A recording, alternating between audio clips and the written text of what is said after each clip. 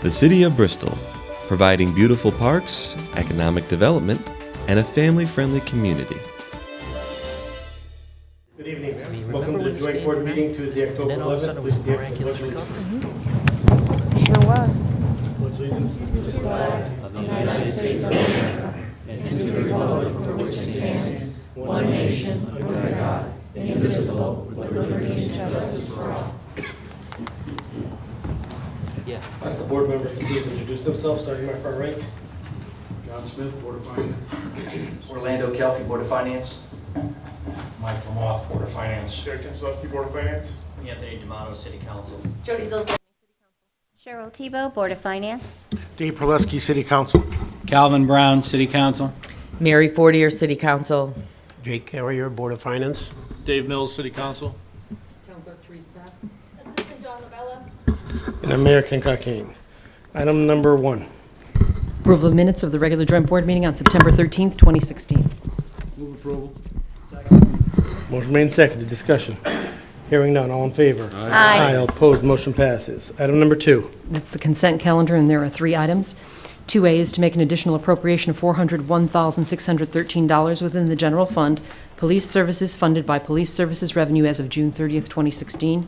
2B is to make an additional appropriation of $125,000 within the Special Grants and Donations Fund, funded by a grant for drug-free communities. And 2C is to make an additional appropriation of $1,350 within the Special Grants and Donations Fund, funded by a grant from Thomaston Savings Bank Foundation for the Cemetery Commission.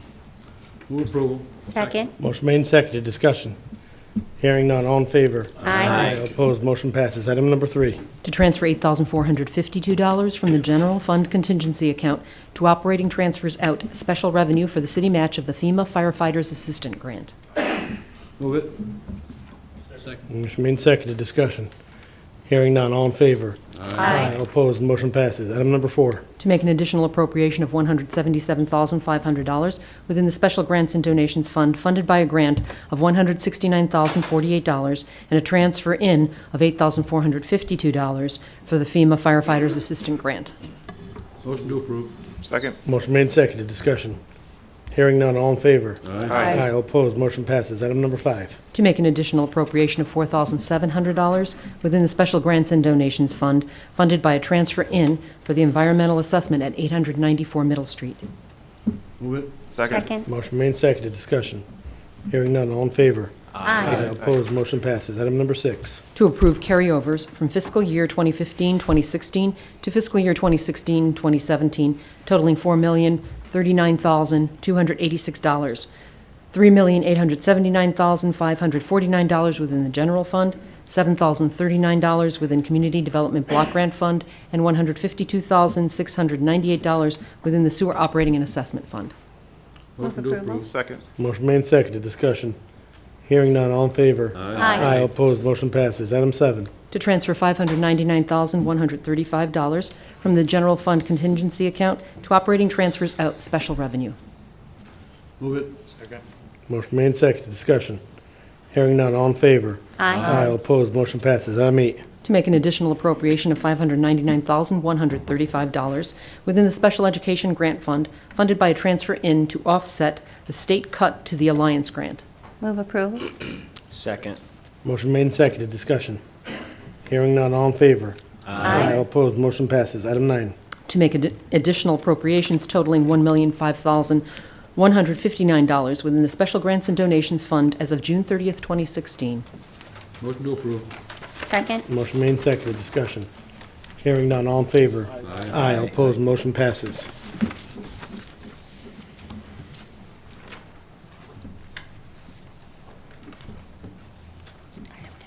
Item 10. The monthly revenue and expense report. I wanted to give you a real good moment, Glenn, as you walked up there. I've invited Ellen to talk a little bit after I get done with the opening announcement about some new improvements we have made in reporting in the absence of the business manager. We've made some changes. But before I mention that, we have a little bit of business to attend to.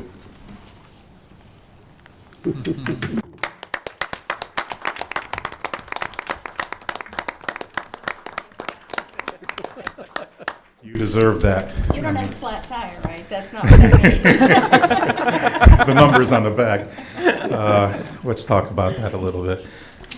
Excuse me. It's you did it, and some of the prior administrations before you. You took some advice. At times it was difficult, especially when I'm dealing directly with the Board of Finance. But you listened. You did the right thing. As a council, you did the right thing. And as a mayor and your administration, you did the right thing.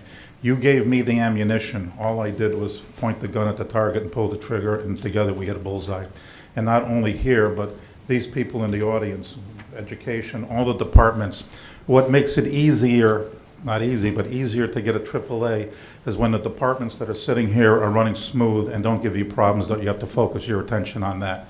I mean, you got all your major departments. Every department, from what I understand, turned and assisted us with the surplus. They turned back monies through efficiencies and effectiveness. I looked that information up before I came here. So everybody had a part in this.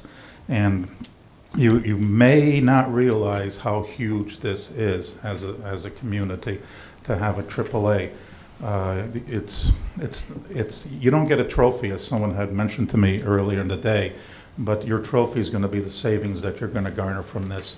Already our financial advisor, Matt Sperndel from Phoenix Advisors, contacted me late in the week. We were notified on Wednesday. He contacted me and said he's already looking at the numbers for refinancing. This causes that to be reopened because our interest rates will drop at least a quarter of a point from our AA2 status. And we were borderline before to reissue and refinance debt. We're no longer borderline. We're going to do it. And we'll probably combine it with the debt issuance. Our prior rating was a AA plus with Standard & Poor's and Fitch, and Moody's was a AA2. Their AAA process is AAA, AA1, AA2. This, I believe, will set us up for S&P to fall next because they're watching. They know that the bar has been raised for the city of Bristol. They're watching. They know the positive things that you have done as a community, the businesses, the citizens supporting you with paying their taxes. And I would predict, it could be affirmed, but I would predict they're going to fall next in the spring. Once again, Moody's is 2 notches away. It would be unheralded if they went straight to 2 notches, but most likely they'll go to 1 notch when they see what we have. Just briefly, it's worth the effort. It's worth a huge amount of success on everyone's part. You saw the report. The final report is going to be issued in a few days. It'll be the glazed copy that they issue to the marketplace, but they did issue a report temporarily. The final report will have charts and graphs, they told me. But here's the key, strong operating performance. We have had 6 years of surplus. You've heard me time and time again, let's protect surplus. And we're going to take steps, Ellen and I are going to talk about that in a little bit in the future, taking steps with regards to special education budgeting and how we're going to look at that in the future. But here's the key, long-term liability burden remains low, okay? And well-funded pensions, which we all know. Pay-as-you-go financing for capital projects. We've established that 6, 7, 8 years ago. We continue doing that with $500,000 in cash. You can do cash, debt service, and grants. We do a combination. They love that. They eat that right up because not a lot of communities can afford to do that, but we can. So and we choose to. And one of the other things that we've done for several years, the Board of Finance has approved, is rapid amortization of our debt. We pay it down fast. I size and structure the debt purposely. You can go out 20 years. I size it down to 17. Pays it off faster. The bond years are shorter. They love that. And you got to make sure you tell the story. You got the numbers, but you got to tell the story. You got to show it to them. And that's what we did to garner the AAA. Finally, one of the things I've been mentioning right along is the use of fund balance to balance our budget. You have a lot of pressure on you. I know the mayor does and the council, that the public says, why do you have so much money in the bank? Use it to offset our taxes. That's a nice concept, but it doesn't work. And John knows that, not in his head in agreement. You need to have a strong fund balance, and the reason you need to have that is for flexibility in bad times. Sure, you can go to the well. There are times, but you need to have a plan to replenish it. Middletown received a AAA about 6 months before we did. And one of the policies I noticed when I got their report was if they drop their fund, and we're at 15%, that's exactly where we need it to be. And if they drop their fund balance below the 15%, they have a 2-year plan to replenish it. And we may have to look at that, but we're doing pretty well with 6 years of surplus, so I don't really see that as an issue. But we were $3.6 million 10 years ago using surplus to balance the budget, and that was good maybe at that time. But it took us 8 years to get down to zero. We are there. You don't want to reverse that plan. That is a tremendous, tremendous positive. I emphasized it with the rating agencies. They loved it. They really loved it. So they gave us AAA score in management, not just me, you, everyone here, right here.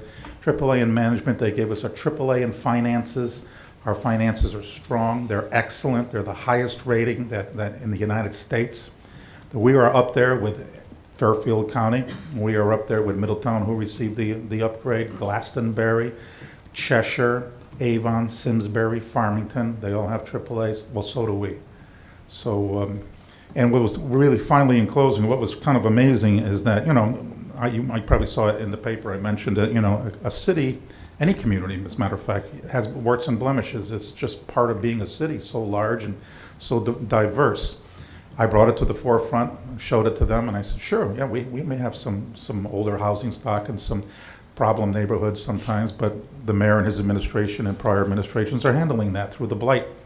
And it's making it nicer neighborhoods. People are looking very closely at the education system, and things are positive. They ate that up. They knew that was a minor thing. They knew that that work will continue.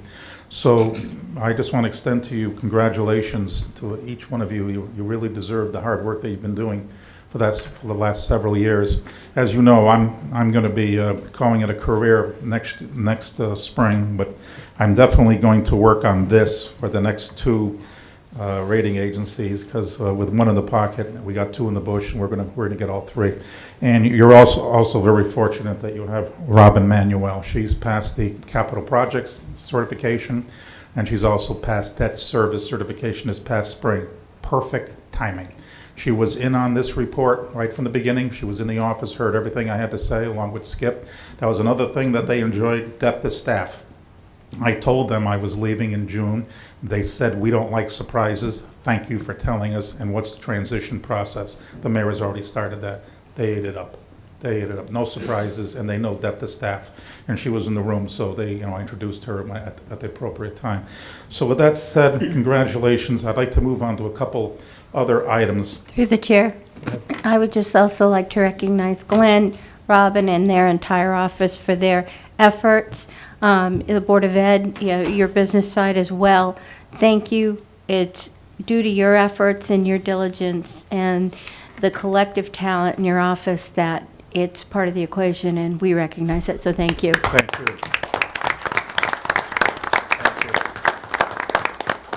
I really appreciate that. That's very kind of you. It's I'm very proud of the fact that I work for the city of Bristol, and I'm part of the team that accomplished this. I'm just so proud. You had to see me. The mayor saw me Wednesday when it came down. I was clinging to the roof like a cat. I didn't. I was just beside myself. They want to see what when I got notified, I went out into the aisle, and I said to Robin and Jody, we just got notified the AAA. And then Robin coined it the Clocko twist.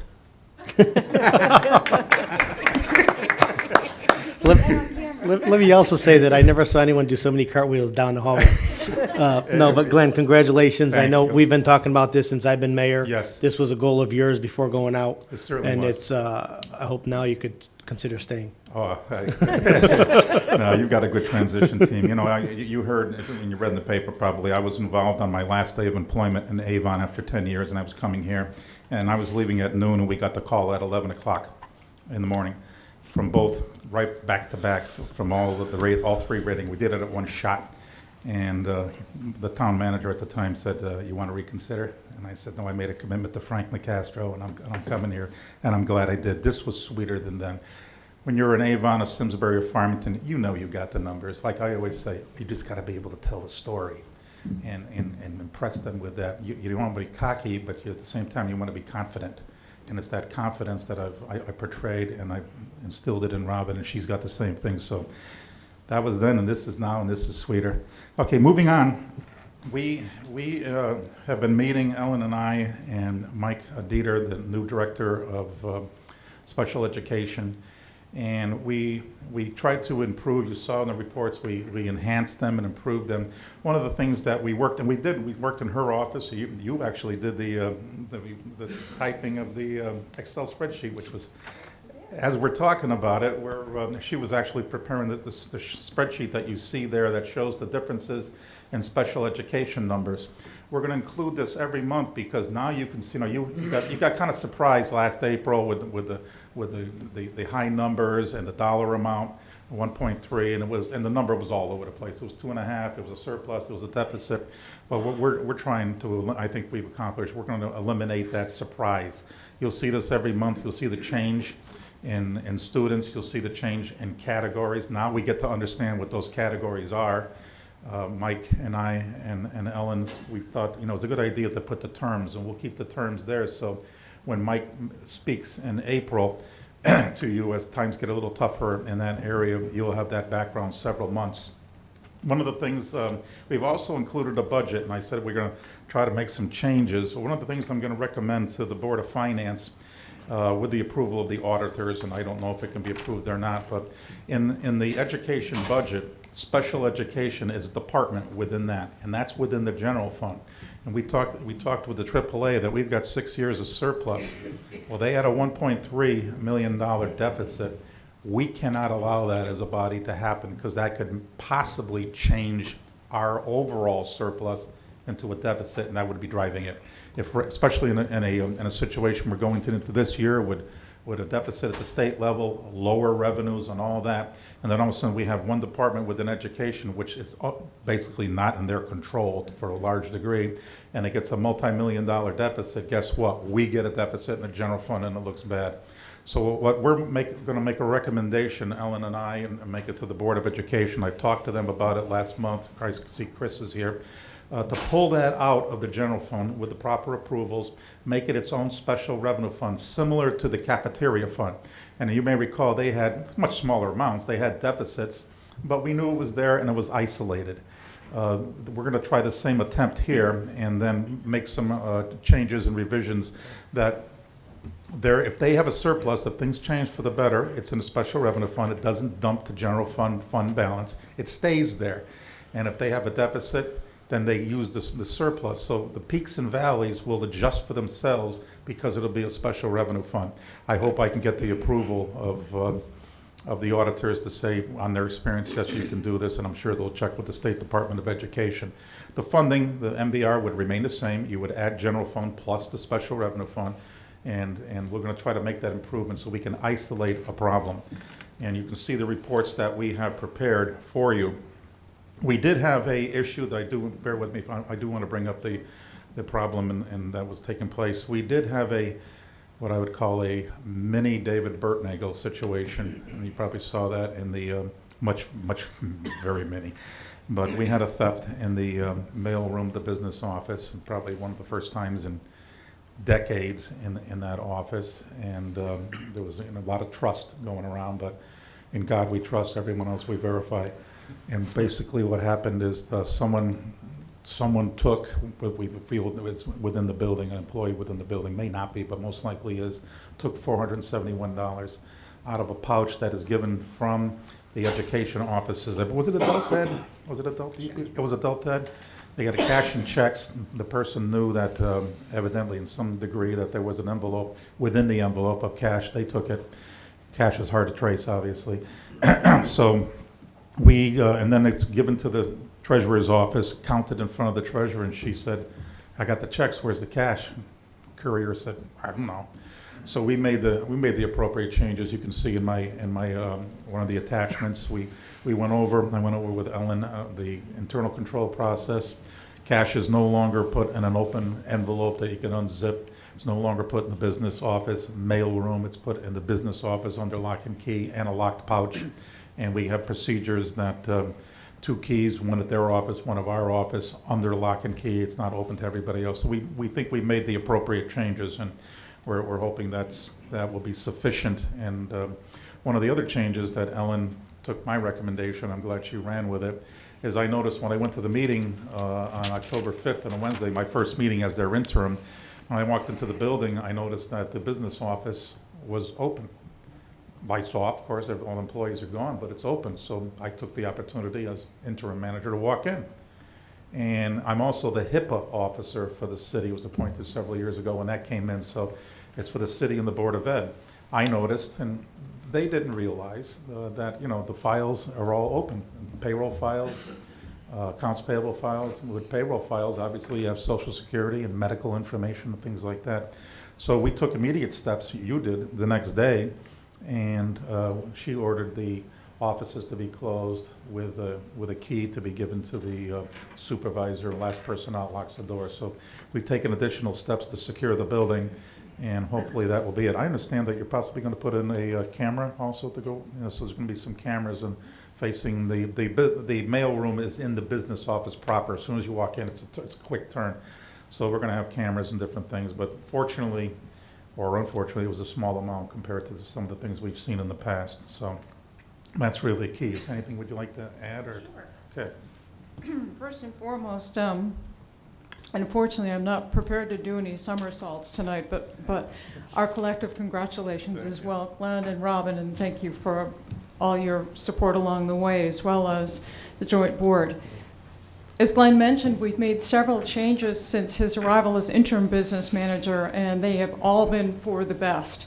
And probably the most notable change, in addition to the security changes that Glenn just outlined, are the ways in which we've been able to work in a much more focused way, tracking the needs of students along the lines of special education and what the cost trends are going to be, so that we have a much clearer picture 2 months out, 6 months out, and 12 months out where we sit based on what those needs are. And we've looked categorically, much more specifically, at how things are tracking. Now the news isn't great, but again, with the volatility around special education as a larger line item, things may improve. There's just really no way to tell. And as I have addressed and had the privilege of addressing the joint board in the past, the legislation really dictates what we have in terms of costs around the needs of these children.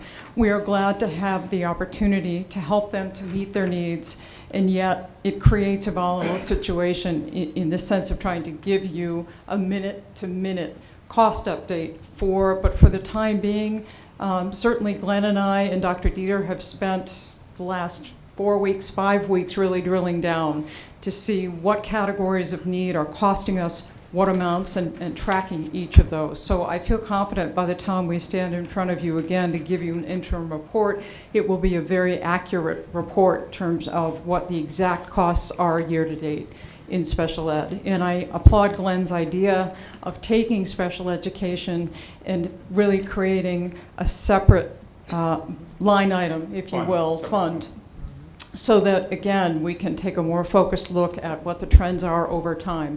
Lastly, I'll leave the boards with this piece of information. As you are already aware, we've been working closely with CREC on a special education review district-wide. They are about halfway through that process, and in the interim, we have met with Dr. McDonald, who already is coming up with some plans and ideas for ways in which we can certainly, over time, begin to reduce some of these costs going forward. So I'll be excited to bring that back as a report both to the Board of Education and certainly to the Joint Board as well. So lots happening, and I think all in a positive way. And my thanks again to Len Klockow for your time and your energies. She brought up about talking about SPED. One final comment just dawned on me, and I mentioned this at the meeting last week. 1 month in SPEDs, they have spent 20% of their budget. Their budget is approximately $23 million, 22% of the entire Board of Ed. 1 month in, 20%. If everything was to remain constant by February 1st, the budget would be exhausted. Then if you remember, the Board of Finance and the Council agreed to give them, I think it was 2.6 million, I may be off whatever the figure is, but they agreed to give them is it 2.6, Cheryl? Does that ring a bell? Just for the special ed part. Yeah, just for the special ed part. That would carry them, and they can use that obviously as not additional appropriation, but a reduction of expenditures. That would carry them to April 1st. Like last year, at April 1st, unless they don't get continued higher reimbursements, they're out of funds. So that would create a situation from April, like last year, roughly around the same time. It would create a tremendous deficit of approximately a million a month, if not more, and especially if new students come in. Of course, if students go out, it's a different story. So we're going to use that technique to pull it out of the general fund, and hopefully we won't have a tremendous situation in the general fund. But just be reminded, and I'll be reminding you briefly next time, how that's 20%. If it's 40% next month, 60%, that's going to hurt. So that's our report. Any questions? I just want to say again, Glenn, thank you for doing this, because when it comes budget time, obviously the Board of Finance has a tough job when it comes to funding education as well as the city side of the budget. But hopefully with the Board of Education's blessing, we'll be able to do what your plan is, and that will allow us to see that number separate, not commingled with the rest of the budget, which will make our job a little easier when we have to sell the case to the taxpayers. Thanks, Anthony. I appreciate it. Oh, thank you very much. We'll also know a better number when we go out to issue in the spring that $30 million, because we can compare that week what our old number was, AA plus, what the rate was, multiply it times the principal, and then we're going to also know the AAA communities that go out that week, what the AAA rate is. We will be able to identify what our savings is right to the dollar. Excellent. Thank you, everyone. One question. Go ahead. Glenn? Yes. Can you talk about the impact of this AAA rating in Bristol in terms of lower costs and savings, hypothetically using some numbers? Yeah, well, again, we're going to go out with approximately 30 million. The savings to Bristol is in what they call basis points, and we are probably, if we were to issue under the old rate, we would probably issue somewhere around, and money's been pretty low, somewhere around 3.3%. We will probably come in somewhere hovering around 3.05, 3.1. You know, that's the difference in from AAA to AA. The point of getting a AAA is the market has the highest level of confidence that you are able to repay your debt in full and on time. That's the two things they look for, in full and on time, which Hartford is going to have a problem in December. So basically, you're talking, you take that quarter to a third of a mil and multiply it times what the principal is and times the bond years, and you're going to know what the savings are. I am going to present that to you. I'm going to have our financial advisor do it, because they've got it in a formula. They can just press it in, because the number may be odd. It may be 30 million and a half, you know, whatever it's going to be, but it's going to probably amount to savings of a couple $100,000 over the life of the issue, and we're probably going to have tremendous savings of refinancing. And one key to remember, as long as you maintain this rating, it's not a one-time shot. Every time you issue debt, next year you'll be issuing again. Robin knows what the numbers are going to be. If we're going to split to 60, you'll be 30 again. You get to save it again. And every time going forward, you get to save it again. So the multiple effect, 10 years from now, could be $1 million. You're welcome. Any other questions? Yeah, I had some questions for Glenn related to the attorney fees Sure. that I asked about. And Ellen, you can sit down if you'd like. My first question, you had a category to the right of your list, matters billed for, and there's a large group of bills that don't actually have a narrative next to it, but they do have the letters BBHD, and I just wasn't clear what that Sure. was. Bristol Board of Health District. That was for their contract. Their contract was open. They were renegotiating their contract. One of the major changes that came out of the contract was that their payroll is now issued every other week rather than weekly. So that was their attorney guiding them through the process. All right. My next question would be, you know, on the second page of your report to us on the attorney fees, there was an amount billed to Updike, Kelly, and Spellacy for $22,872. and I just wasn't sure exactly what matter it was. It says City of Bristol, Mayor Ken Cockane, but I wasn't sure if it was FOI matters, because I know Updike Kelly does that. I didn't know if it had anything to do with the investigation, because I did know they advised. I believe it was the investigation directly. Okay. Oh, so I'm being corrected. He's telling me it's FOI. Okay, so it's FOI. Okay. Okay, so it's a little bit of both, actually. Okay.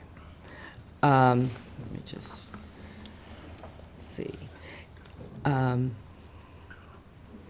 right, so then then that would bring the total for things related to the investigation that I could identify specifically to about $52,000. Does that make sense to me?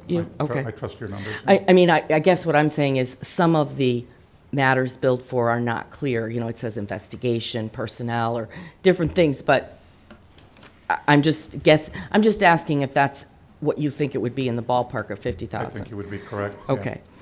And am I correct that no bill has been paid yet for the ombudsman, Mark Mercier? I didn't see any. I realized he was just appointed, I think, last month. 600 or something dollars.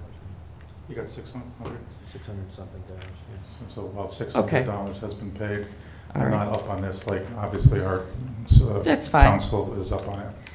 And also, on page 2, there was this $200,000 figure for Attorney Chason, and I think one of my colleagues sent an email. I saw like an email chain going about that. Attorney Chason normally does real estate closings for us, and there was a $200,000 line item for him, and I'm assuming we didn't pay him $200,000 to close on something. So I'm just wondering, does that belong on this legal fees list? I'm assuming we purchased something and perhaps the money went through him, but I believe that's I the wouldn't case, think isn't it would be Yeah. included in attorney fees. Well, you asked for all attorneys, so we wanted to give you all inclusive as we could. Okay. And Corp Counsel is indicating that's closing on the property. All right. For Frederick Street. Yes. Hearing that was through the hazard mitigation program that Justin Valley was handling, so it was on property on Frederick Street, I think 104. Okay. But the point is, the $200,000 wouldn't really be considered legal fees. Right, the purchase of the property was included in that. Right. Okay.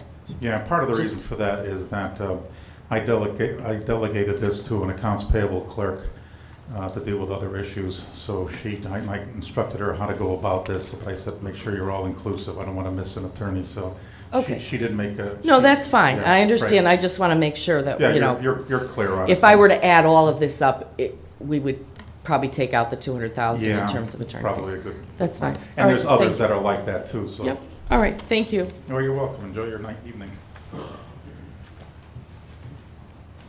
Item number 11, any other business? Hearing none, motion to adjourn? Second. Motion made, seconded, discussion. Hearing none, all in favor? Aye. Opposed, motion passes. Council meeting in 3 minutes. Good evening. Welcome to the City Council meeting, October 11th, 2016. Please stand for the Pledge of Allegiance.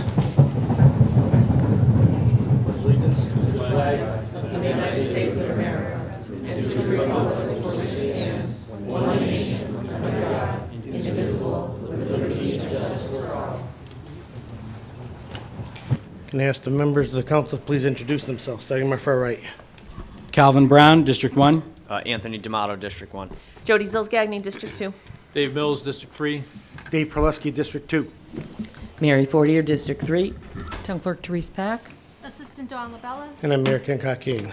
Item, moment of silence for troops on active duty.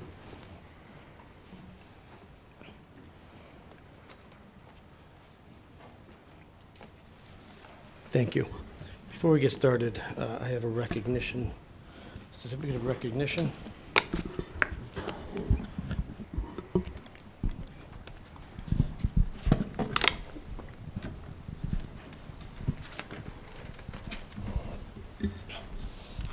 Therese, would you please come up here with me? She didn't know I was doing this. I don't think. Did you know I was doing this? Okay. So Therese, out of 169 communities, was voted the 2016 Connecticut Town Clerk of the Year.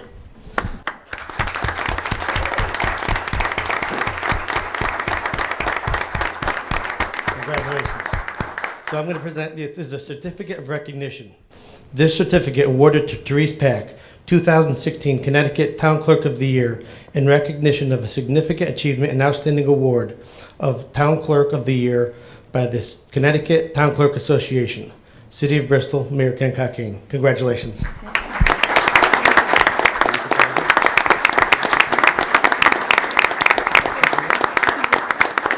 is the second surprise, actually, at the Town Clerks Conference. My staff knew, but I didn't. So they all showed up that night, along with my husband, who also I'd spoken to an hour before, and I didn't know he was there.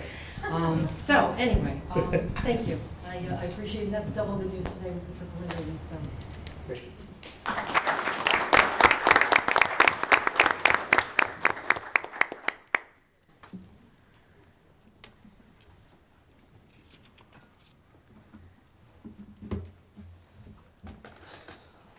Item number 2. Approval of minutes of the regular city council meeting on September 13th, 2016, and the special city council meeting on September 6th, 2016. Move to approve. Second. Motion made, seconded, discussion. Hearing none, all in favor? Aye. All opposed, motion passes. Item number 3, public participation. Brian Cohn, name and address for the record, please. Come up to the podium, please.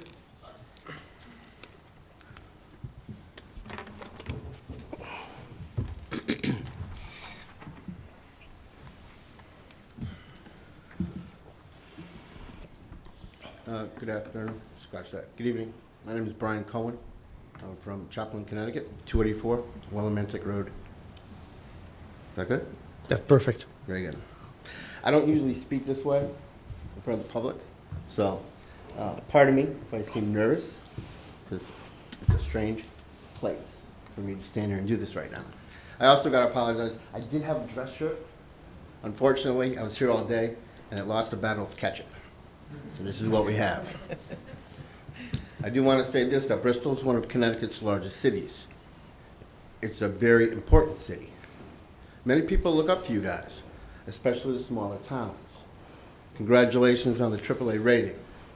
That's really pretty cool. And congratulations for your award.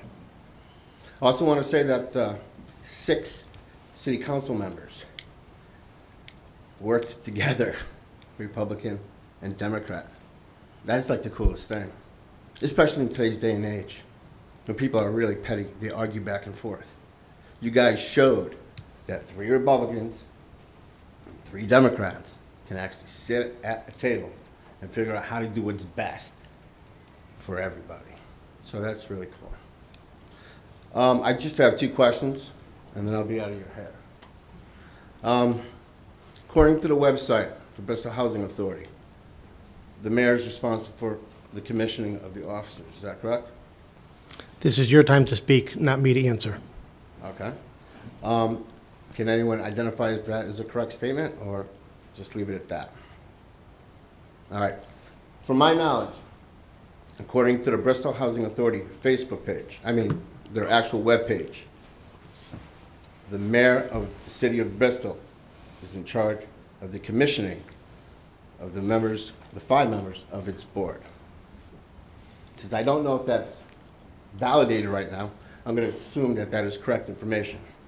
The other question, which I will apparently not going to get an answer, but I'm going to ask anyway, is why is Gary Shaffrick the current vice chair of the Bristol Housing Authority? And that is my question. I'm not going to get an answer, but you all should figure that out and ask yourselves, why is Gary Shaffrick your vice chair of the Bristol Housing Authority? It's a taxpayer, federally funded organization. I thank you for your time. And by the way, you guys really rock. You did a really good job. Thank you for your time. Good night. Ed Ducko, Well, call someone else up.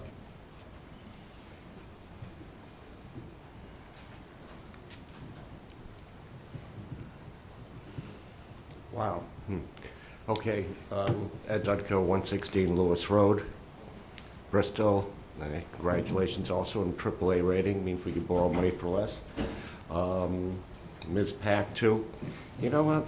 I promised you a couple jokes, and it's a good night, so maybe we could give Ms. Pack some time off I got the stopwatch. I'll start it myself. You're 30 seconds Check late, this though. out. You've already been talking. When'd you start it? Well, okay, I'll give it to you. Look. I hope you appreciate this. I paid $6 for this prop. What am I supposed to do with it? Open up a restaurant, tell your food's up? Your Patsy told me don't get into the food business. Patsy was my grandfather. But yeah? Okay. All right, but to get serious now, what do you say also? Everybody getting along here? Everybody getting good? Okay. But be serious, I'm thinking about Memorial Boulevard School and the auditorium. What I read was $12 million, right? You're thinking about spending $12 million. And you're thinking of, what I read too is you're gonna rip out 500 seats, so it'll be a venue of 400 seats. Now, I'm wondering for the taxpayer, Jesus, that's, I don't know how you could make your money back at that way. It'll take decades. I mean, there's gonna be the cost of the management there'd be cost of the acts, there's gonna be cost of electricity going in. I'd love to see, I want that building saved, but I don't know if it should be saved with only well, it should be saved, but I just don't like the idea of 400 seats. And more importantly, when it comes down to it, you know who really should decide about spending this money or not? It is the taxpayers. And this is why I'm a big proponent of referendum item. We don't even have a municipal election this year. That's next year. But between now and then, that's over a year, you could hammer out what you want to do with Memorial Boulevard, get that word out to all the citizens via the media, and then the people will decide next year, not this election, next year, whether they want to do it or not. If you're talking $12 million, I haven't seen $12 million except when Renaissance wanted us to build them apartments. Remember that? Or the $6 million. But if things went to referendum, I don't know if some of these things that happened in Bristol would have happened. I don't know if we would have bought the Center Mall site. I think what happened to my family on Middle Street would never have happened. And you could just set a number, you know, any item above $6 billion, that it should go to a referendum. That's what I'd like to see. Because you could change everything, like even the Southeast Bristol Business Park. It wasn't supposed to be a distribution center. It is a distribution center. It wasn't supposed to have, what, 2 people working per 1,000 feet? Now you're going to have 1 person working for 4,000 feet. Now, I know somebody's going to get rich there. It ain't my family. It's going to be this Uniprop AM Limited Liability Corporation out of Birmingham, Michigan. I see they left the front empty. Oh, he'll come down the road in 10 years and say they want that subdivided and they're going to sell that for millions. I think that you've got to move more things to referendums. And, you know, okay, that's enough. Dang. Thank you. What am I going to do with the bell? What a restaurant. All right, thanks. Have a good night. Announcements. Before we go to announcements, I want to be the first to congratulate the Exchange Club, the Chamber, and the volunteers that worked on the Mum Festival. Jack, you did an outstanding job, you and your team. You worked tirelessly. I saw you all down there all day. You have a huge feat ahead of you next year, outdoing this year. So great job well done. Now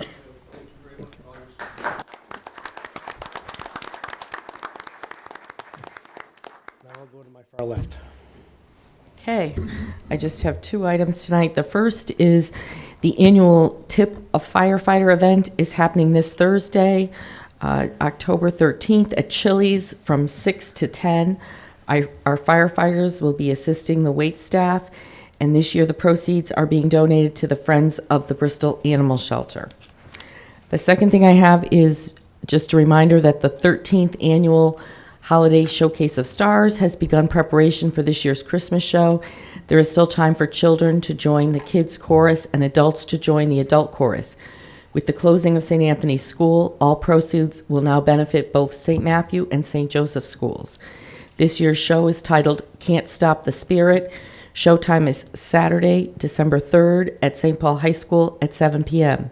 What started as a fundraiser for one school has grown into a highly anticipated community event.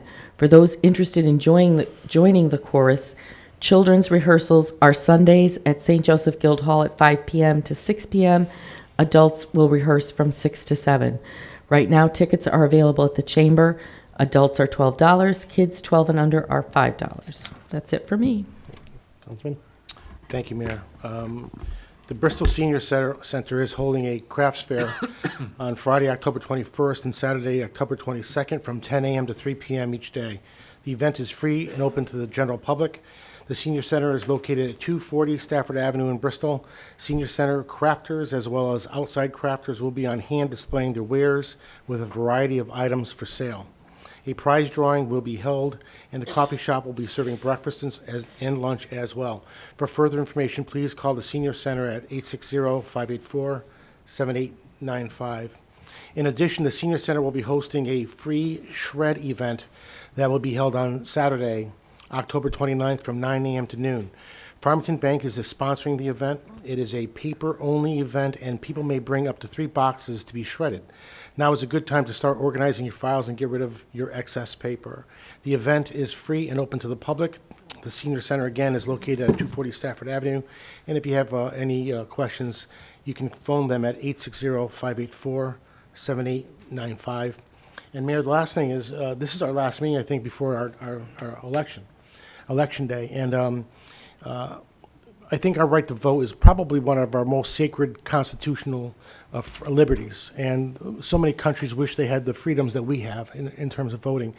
And there's so much discussion and consternation, I think, over the national election. But we encourage everyone to vote. And I read a statistic recently that a number of people who do vote don't drop down and vote on local elections. I want to encourage everyone to ask questions, look at the ballots very carefully, and not only vote on the national elections, but also for our delegates to Washington, and even more importantly, in my view, is our representation in Hartford.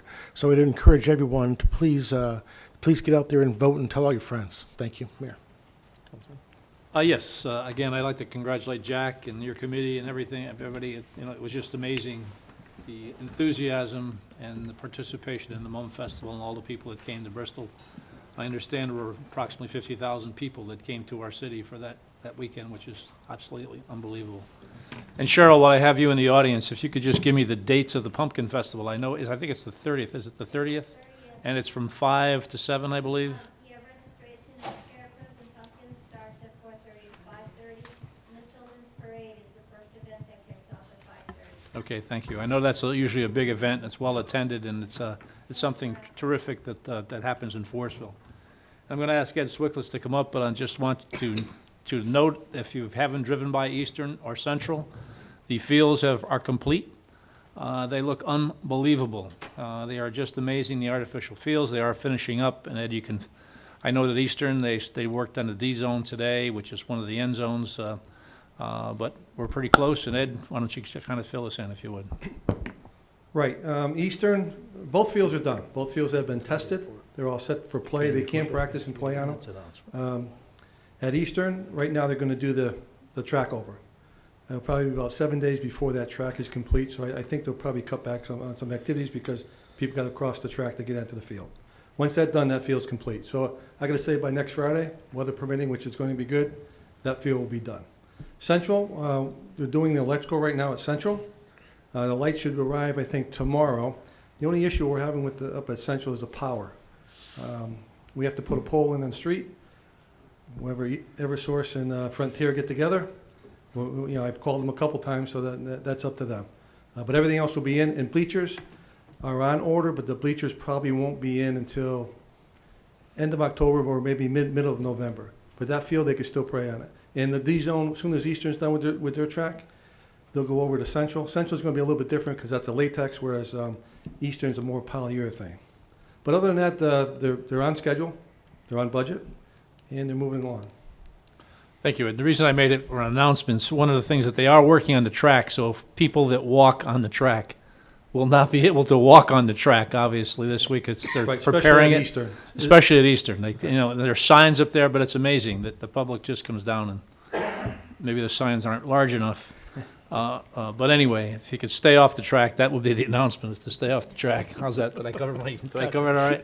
Okay, but seriously, I mean, if you haven't had an opportunity to drive by either field. You'll be amazed at what they are. They're just absolutely spectacular. So thank you, Ed. And thank you. Thank you, Mr. Mayor, for letting me make that announcement. That's all I have. Councilwoman. Yes, I have a few. The Older Members Association of the Bristol Boys and Girls Club is having their 10th annual pasta dinner next Friday, October 21st, at the Giamatti Little League Center from 5 to 7. It is going to be $10 for adults, $5 for children. And the Boys and Girls Club just had their humanitarian dinner last week. I want to say congratulations to all the award winners. That includes Webster Bank, Valerie Fury, David Cushlin, Howard Schmelder, and Craig Yard. Also, the Bristol Boys and Girls Club is having the Daddy-Daughter Halloween Dance next Friday, October 21st, from 6:30 to 9. And finally, I want to reiterate congratulations to Jack for the Mum Festival. And I also want to mention that in this year's Mum Festival, we brought back the Miss Mum pageant, which I attended, and it was great to see it back after so many years away. So thank you, Jack. Yeah, just only one thing, Jack, you're in the hot seat tonight because I got to congratulate you too. And the only reason why I'm going to do it is because it was a pleasure working with you, whatever we can do for the Mum Festival. So I appreciate working with you. You did a nice job. And the only complaint I have is I had to get really wet in the dunk tank, and I wasn't happy about it. So And cold. and cold, yeah. So good job. That's all. Well, I've never heard of this Jack Ferraro, but he sounds like a great guy. And congratulations to the Exchange Club as well. It was, as everybody said, it was a blast participating, and it's always a hopeful thing for the community when community groups like the Exchange Club step up to protect tradition in our hometown. So thank you to all of you. Thank you. A couple other announcements. Councilwoman Fortier stole my announcement about tip a firefighter, so I'll just reiterate how important it is to support the Friends of the Bristol Animal Shelter and the firefighters for this great cause. Going along with Councilor Perleski's message about the election, I want to remind everybody that the only legislative debate for the Bristol delegates will be next week. It's Monday, October 17th, at 6 p.m., I believe, at St. Paul Catholic High School. It might be 7. Anybody know that? It's 6 p.m. 6 p.m.? Oh, Okay. there we go. Thank you. All right. So at 6 p.m. at St. Paul Catholic High School, next Monday, October 17th, the state representative candidates that are running to represent Bristol in the 77th District, which covers the northeast area of town, or Tony and I's district primarily, will debate. The candidates running for the 78th District, which covers sort of the western portion of Bristol and most of Plymouth, will debate. And the candidates running in the 79th, which is sort of South Mountain and downtown and Forestville, will also debate, as well as the candidates running to represent Bristol and Plainville and Harwinton and Plymouth and that's it, Thomaston, for the state senate. So it's really important to try and get out if you can. That will help you inform your vote that I hope you will cast on November 8th. And lastly, as many of you probably already know, October is an awareness month for many important initiatives, and one of those that's important to me is AIDS awareness. And last week, Wednesday of last week, the Mayor's Task Force on HIV/AIDS held their annual AIDS awareness vigil. And I just want to point out that we still have a group working in the city of Bristol to try and promote awareness, to try and destigmatize, and to hopefully try and provide resources to people that need support resources, that need to find out information on how to be healthy and on how to learn about HIV and how to be protected. So I wanted to give a shout out to the HIV task force. And if you're interested in learning more about what we do, or interested in being part of the vigil next month, next year, you can feel free to reach out to me and I'll try and put you in touch with the task force members. And that's it for me. Thank you. I just have a couple. We continue to work now with the Board of Ed on consolidation. We've targeted a couple things that we're working to consolidate with, and we've had a number of good meetings, and we're heading in the right direction there, and we should have something very shortly on that. The other thing is we are working with the Bristol Blues for a 5-year contract extension. So we're working to keep them in town. They're happy here. We're all excited to have them. I know this past year outdid the attendance that the year before did, so they continue to grow. So that's a gem to have in our city. That's all I have. Item number 5. Hey, Your Honor, I'm sorry to always go last again, but we've kind of forgot one thing. I didn't mention it because I wasn't sure if Calvin was going to mention it, but I really want to give a shout out to Steve Gagney at the Beat, Bristol's Rock Mix, because Calvin and I this past Sunday got to have a little chat on there, and I tell you what, two of us had a lot of fun. It was pretty cool. So I know Dave Perleski and Jody were on there as well. So when you get a chance, check out the video. It's something pretty cool. I know there was a lot of watches online on Facebook, and Steve, I had a good time. I think it was really great. So I appreciate talking to you on Sunday, Calvin. Ditto, All right. absolutely. Yeah, pleasure. That's all I have. Okay. Item number 5. It's the consent calendar. There are 4 items. 5A is to place on file the new hire report for September 2016. 5B is to approve the tax refunds dated October 4th, 2016. 5C is to award contract 2P1721, professional services analysis of school readiness programs, to Capital Region Education Council for $12,500 and to authorize the mayor to execute. And 5D is to consent to assignment of contract 2P1680, dial-a-ride transportation services with Bristol Community Organization Incorporated to Human Resources Agency of New Britain Incorporated and to authorize the mayor to execute. Have a motion to accept. So moved. Second. Motion made, seconded. Discussion. Hearing none. All in favor? Aye. All opposed? Motion passes. Item number 6. Reports Our committee. reports. Dave, you want to do that? Sure, I'll go first if I may. Just click it there. You're real estate, right? I'm going to stay for this one, yeah. Okay. We have a motion from the Real Estate Committee. I hereby move to grant to the Veteran Strong Community Center permission to use a portion of Depot Square to place a mobile vet van on November 17th, 2016. I further move that this matter be referred to the Department of Public Works to determine the appropriate location of the event on Center Square. And I further move that this matter be referred to Corporation Counsel for insurance compliance. Second. Further move that the mayor or acting mayor be authorized to execute any necessary documents to effectuate the same. A second that one? No. Second. Motion made, seconded. Discussion. I just had one question. What exactly is the vet van and what is it doing? Partly so that we can let folks know if it's something that, a service that folks will be interested in. I don't know.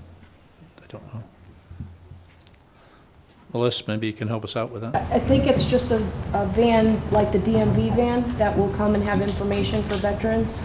Okay, sort of like a mobile office? Yes. Okay, great. And when is it going to be there? The 17th of November. Thank you. Any other discussion? Hearing none. All in favor? Aye. All opposed? Motion passes. I have another motion. I hereby move to grant to Firefly Hollow permission to use a portion of Depot Square for the 3rd annual anniversary celebration on October 22nd, 2016 for overflow parking. I further move that this matter be referred to the Department of Public Works to determine the appropriate location of the event on Center Square. I further move that the matter be referred to Corporation Counsel's Office for insurance compliance, and I further move that the mayor or acting mayor be authorized to execute any necessary documents to effectuate the same. Second. Motion made, seconded. Discussion.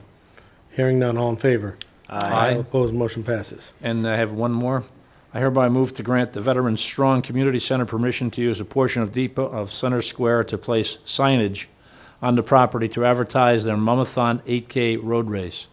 I further move that this matter be referred to the Department of Public Works to determine the appropriate location of the event at Depot Square. And I further move that this matter be referred to Corporation Counsel Office for insurance compliance. I further move that the mayor or acting mayor be authorized to execute any necessary documents to effectuate the same. Motion made, seconded. Discussion. Hearing none. All in favor? Aye. All opposed? Motion passes. And there's one more motion from the Real Estate Committee, but I'll have to recuse myself for that. Okay. Mr. Mayor, I have that.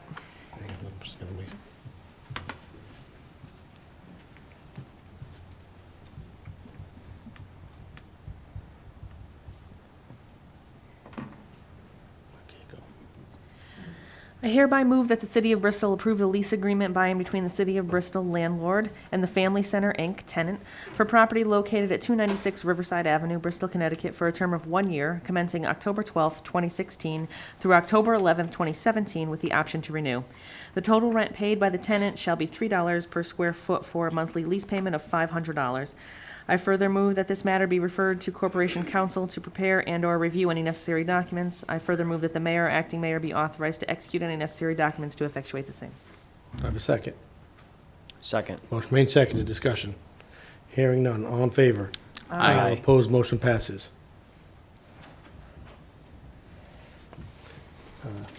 Committee reports, starting my far left. I have two.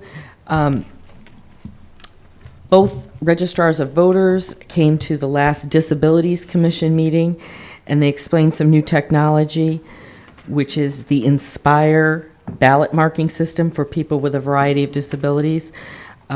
It's an accessible voting device enabling a voter with different disabilities, including visual impairment, to vote privately and independently.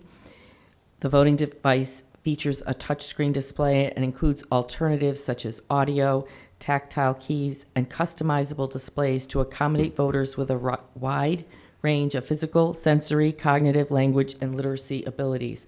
That's a huge improvement for us. In the past, we did have folks that could help somebody mark their ballot, but people often felt uncomfortable with that if they needed assistance. They couldn't write themselves or make the mark because they had a problem. And this is great technology because it's adaptable to lots of different folks. So again, as other folks have already said, voting is one of our most valued rights. And so we're just very happy that the registrars have this technology. They did explain it to some of the folks at the Disability Commission meeting. And if anyone's interested in that or has questions, they can certainly contact the registrar's office. For BCO, it is in the process of finalizing its agreement with HRA, which is Human Resources Agency of New Britain. In the past, I've called this activity a merger, but at this point, it is going to be an asset transfer, and assets and contracts plan to be assigned to HRA as of November 31st. And as I've tried to say over the last few months, services will continue to be available at South Street here in Bristol, and so we're hoping for a very smooth transition. That's it for me. Thank you, Councilman. Thank you, Mayor. A couple of things. The ordinance committee remains very busy, very active. Mayor, last month you sent a couple of items to us, one of which is the issue of a immobile food truck issue of a restaurateur over on Stafford Avenue. The ordinance committee, and with the advice of Corporation Counsel, referred that to zoning. There are more zoning implications we felt at this point. So before we look at it again, we're going to have zoning take a harder, quicker look. Hopefully that's okay with you, Mayor. Excellent. On the fire board, there's something that could make us all very proud. The fire board gave commendations out to two of their fine staff. Lieutenant, if I blow these names, forgive me, right? Lieutenant Angelis, Lieutenant Angelis, and firefighter Rodalowitz. Were commended for activities they did in saving a woman's life on August 28th. What made me feel really good was the talk of the banter that went about all of the first responders there who worked very well together in a coordinated effort. And as we reported last month with that issue on Valley Street where there are 30 people sent to the hospital, everything was flawless. That should give our residents a lot of confidence that our first responders are top rate. And these two fellows who were commended from the fire board are Bristol guys. And so that shows that they're well trained and they know what they're doing. It makes you feel good. And the last thing is from the BDA, we voted this past month to extend the due diligence period on the letter of intent for Bristol Hospital for 60 days. The primary reason, and it's a valid one, the hospital, as we might have reported to you last month, has 7 suitors who qualify to be their business partner and development partner. They're in the process of whittling those very complicated relationships down to maybe 2 or so, and we should have that by the end of the month. We hope to have a purchase and sale agreement sometime thereafter. But in the meanwhile, everyone should know that the BDA staff is working on other infrastructure issues and other issues that will be part of the development plan. So we're not wasting time. We're moving forward on issues that we can tackle at this point. And Mayor, I think you've got some let me just jump onto that. The downtown area, the mall area, is moving forward. We have a lot of activity going on there. I know you don't see any shovels in the ground yet, but unfortunately, there's a lot of things that happen behind the scenes before it can happen with shovels in the ground. As Councilman said, we have the hospital project going. Once they have a developer on board, they'll start the process of zoning and planning and get all the proper approvals. We're anticipating they're going to be they're on the fast track, and you'll see sooner than later, not soon enough for any of us, but sooner than later, you will see shovels in the ground. We're also talking with other developers on that parcel, so there's a lot of stuff going on downtown.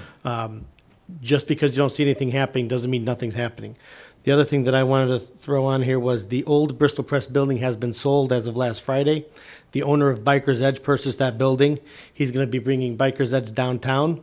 And the city will help with our facade grant in fixing up that building. He's putting a significant investment into the building. So again, this is one of the buildings that we've been working hard to get the right developer in there, since it's our key downtown coming right off the boulevard. And the owner is going to do a phenomenal job on that building, as his beautiful building that he has on Route 6, that he keeps it well kept. So I'm excited about that. I think we all are. It'll be nice to see people test driving their bikes down Memorial Boulevard as he's selling the bikes. So that's an exciting thing. Anything else, Councilman? I'm good, thank you. Thank you. Councilman? I'm going to ask for permission to just give one announcement where I should have been doing this. So you did it reverse. I know I didn't reverse. So now I want you to do the announcement now. Right, the one announcement was to congratulate Craig Yard for his, the dinner they put on at Center Square for the first responders. Dave, you kind of triggered my memory there. It was attended by over 500 people. It was a terrific thing. They had a chicken dinner down at the mall site, and it was our Center Square site. So I just wanted to give him a shout out to him. Thank you, that's all I have. Thank you, good idea. Councilwoman? Yes, I have a few. From the police board, if for anyone who doesn't know, the police board voted last month to allow art back on the traffic boxes. And I just wanted to let everyone know the city just hired 2 new police officers who will be starting the academy soon, right? They started already. And the NBS Building Committee, nothing new is happening on that building, but I just wanted to address a few of the issues that I heard today. It's not $12 million. We don't know the numbers yet. The architect still doesn't have the finalized plans from us to be able to get us those numbers. So it's whatever number we put on it is a guess at this point in time. It's also not a 400-seat theater. The final plans have not yet been drawn, but the building committee is asking for at least 750 seats, but right now we're working on the number of parking spaces that must be available to a theater that has 750 seats in it. So that is what we're doing at the moment. It's a work in progress. Nothing is yet set in stone, but we are working on it nonetheless. And from the Parks Board, the Halloween costume parade and carnival will be at Rockwell Park on Sunday, October 23rd from 11 a.m. to 3 p.m. There will be a photo booth, face painting, train rides, a dog costume parade, carnival games, crafts, and more. There will be a pumpkin patch slime pool event at the Dennis Malone Aquatic Center on Sunday, October 30th from 6 to 8 p.m. This is a family event with music, games, snack, and more. Leaf pickup has now begun and will continue until the winter. And I wanted to let everyone know Muzzy Field will be rewarded the Facility of Merit Award from the Connecticut Parks and Recreation Association on November 21st for being an exceptional Connecticut facility. So congratulations, Ed. That's it. Councilman? Yeah, only announcement I have tonight is from the Public Works Miscellaneous Committee. Just want to give everyone an update on the LED lighting situation here. We received bids from all of the vendors. We're going through those bids, and we're going to test out another vendor's model of lights. So I just want to let everyone know that that's coming, so we can hopefully arrive at a final conclusion and select the proper vendor with the proper light fixture and get that over to Public Works and hopefully the City Council. Thank you. Councilman?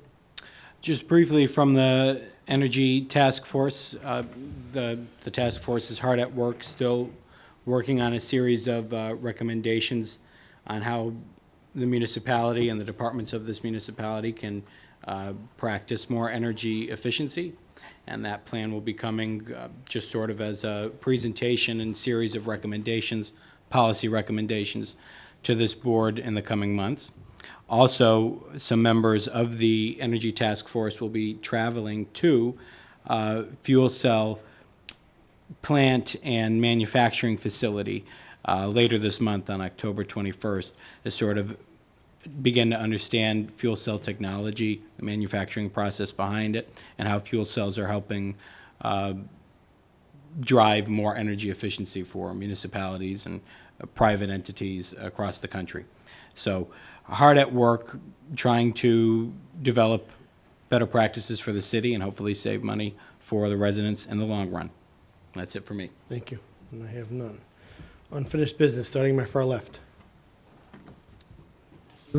I do, sorry. The first one I had was for Attorney Kowicki, and it had to do with our friend Sean's questions about initiative and referendum, and you did say that you were going to look into that to see what the issues surrounding putting big ticket items on referendum were.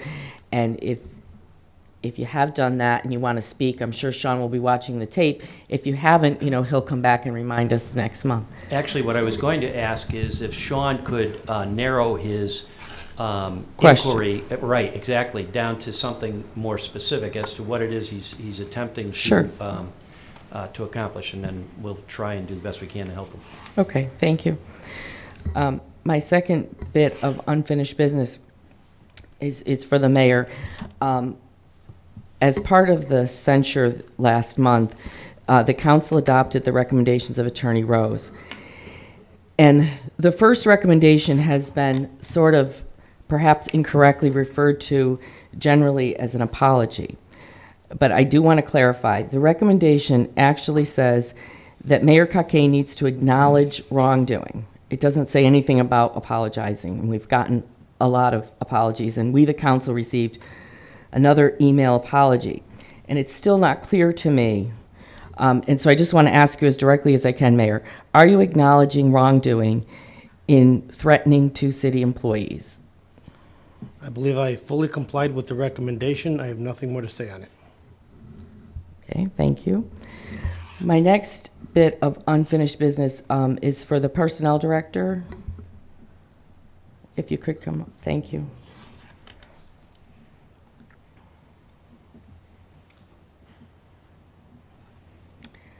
My first question is, do we have the sexual harassment training scheduled?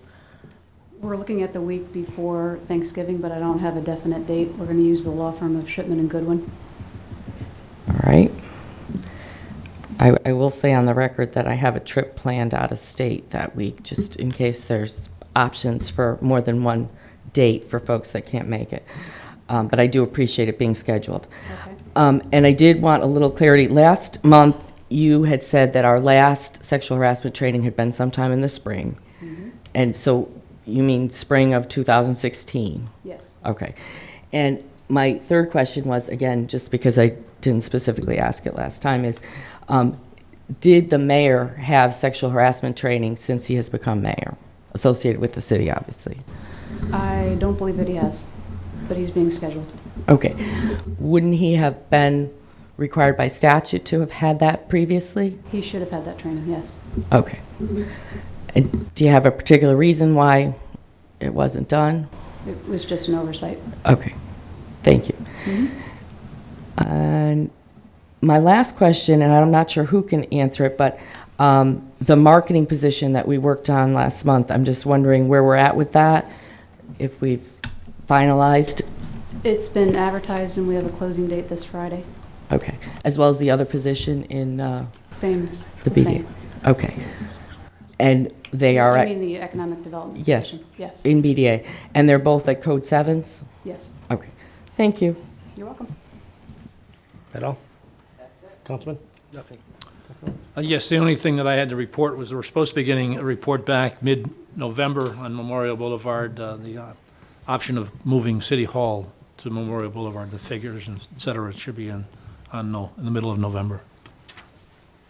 That's all I have. That's all? Councilman? Nothing. Councilwoman? None, Your Honor.